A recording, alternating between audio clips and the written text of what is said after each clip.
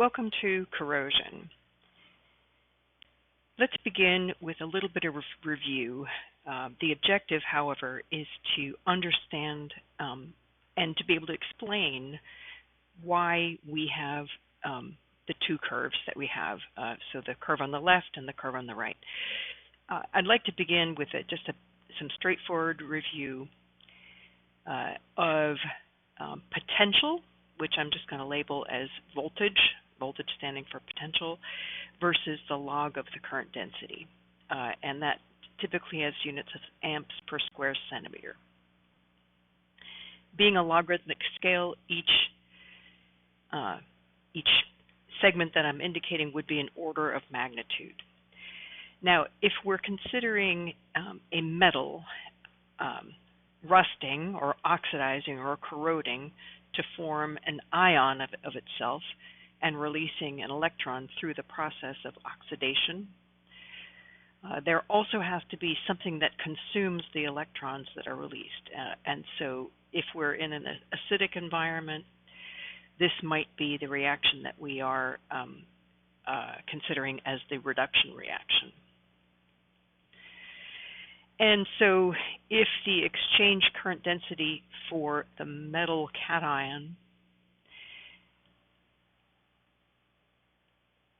is as shown there, then if we give it a Toffel slope of, let's imagine that that's positive 0.1 volt per decade, and that would be the oxidation curve, metal going to make a metal cation and releasing an electron. And the corresponding reduction reaction for the metal we don't care about, but it would be doing something like that. Similarly, the reduction reaction might have its own exchange current density given by this value here, and so it might be reducing at that particular slope. So this curve would then correspond to the 2H plus 2E minuses going to make hydrogen gas. And of course, it could be oxidizing as well, but that's not what typically happens in corrosion. And so as further review, we remember that the corrosion rate can be read by, reading the value on the log of I axis. So if this, for example, was 10 to the minus 4, and this was 10 to the minus 3, the corrosion rate for the thing that I just drew might be something like 8 times 10 to the minus 4. And similarly, it would have a corrosion potential. All right, so that's all review. And this particular situation up here corresponds to activation-controlled kinetics. I'd like to remind us that we know that sometimes, actually quite frequently, there is a different kind of polarization called concentration polarization, and I'm going to kind of draw that an example of that right here. So if the diffusion of hydrogen ions, for example, limited the rate of reaction, then the curve that we might see then would be just this green curve instead of the original red curve. And so in that case, the corrosion potential would be a little bit less at this E corrosion, let's call it prime, and it would also have a corrosion rate, which was a little bit lower as well, of I corrosion prime. All right, that's all review. So now let's move over to the first curve I'd like to discuss, which is the curve that I've labeled 2. This corresponds to the situation we were just discussing, a metal that doesn't passivate. And so for a metal that doesn't passivate, again, the explanation for most things ends up boiling down to plots of potential versus the log of the current density. And so if that reduction curve had a concentration limit of some kind, with increased agitation, we would see this happening to the curve. So this would be increased agitation or stirring.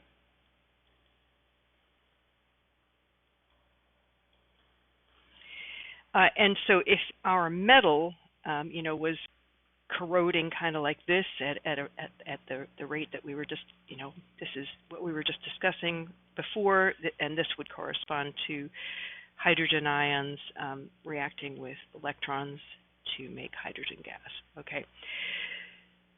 So in this first instance of the least amount of stirring, right? If that would be scenario 1, where we would have a particular corrosion rate that had actually this particular value indicated by 1.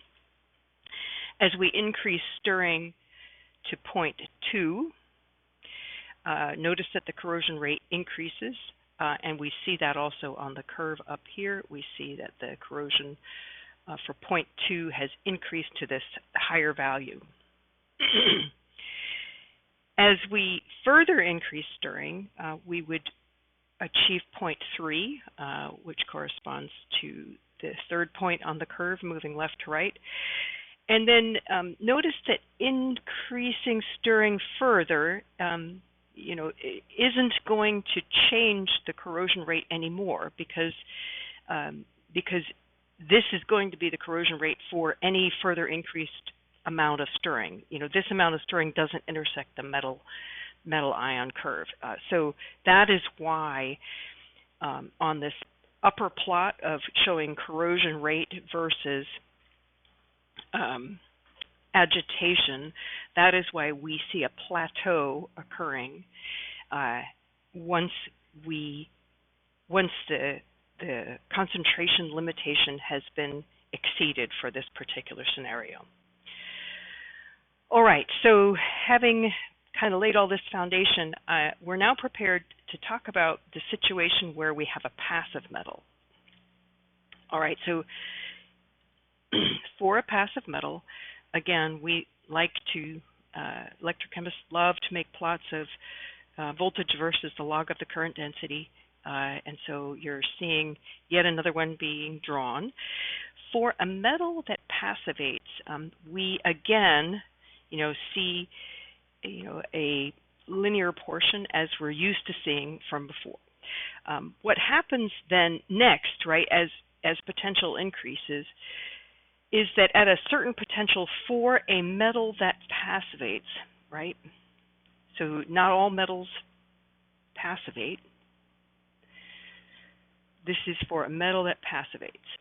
Okay, so in any case, at a certain potential, what we will suddenly see is a very quick drop, and then a plateau, a very flat level of corrosion, where the corrosion rate is fixed at a very low value, and then eventually there'll be a transpassive region.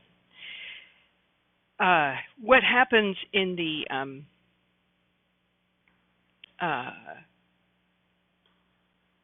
the region between this high point and this low point is something that cannot be measured, so it's often indicated with a dashed line. But this, you can see that the oxidation of metal curve has a vastly different shape than just the straightforward linear line that we're used to seeing. So when we then, start imagining what's happening with our plot of the reduction curve, so if our reduction curve is doing something like this, and again, I'm talking about 2 hydrogen ions reacting with 2 electrons to make hydrogen gas. So if our curve is generally doing that, and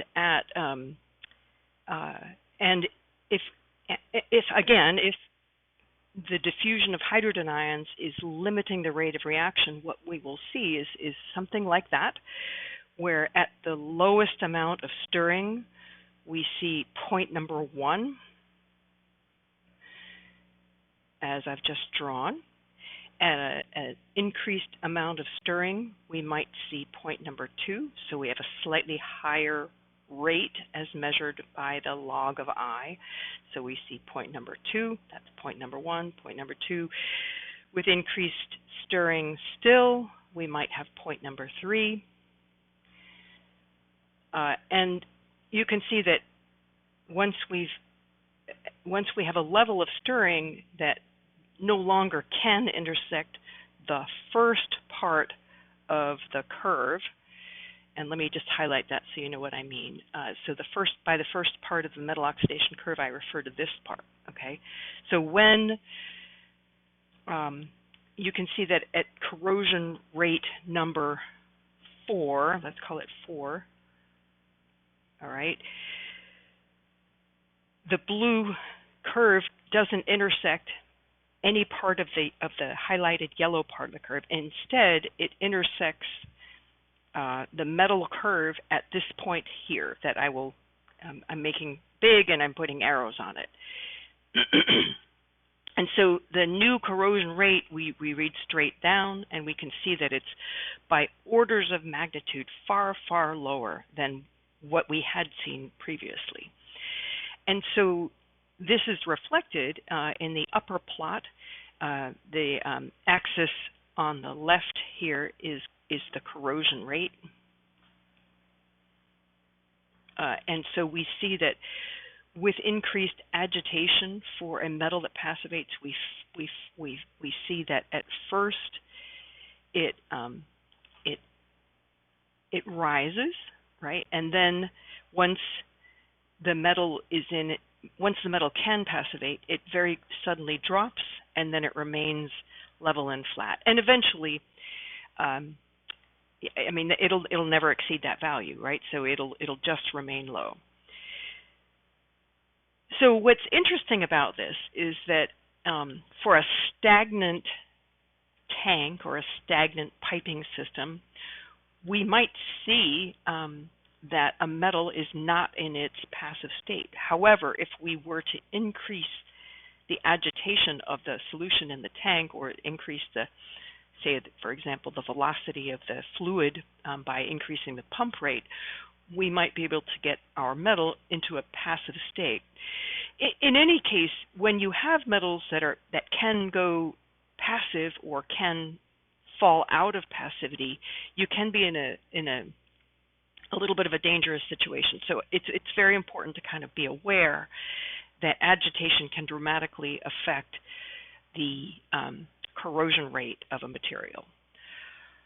All right, thank you.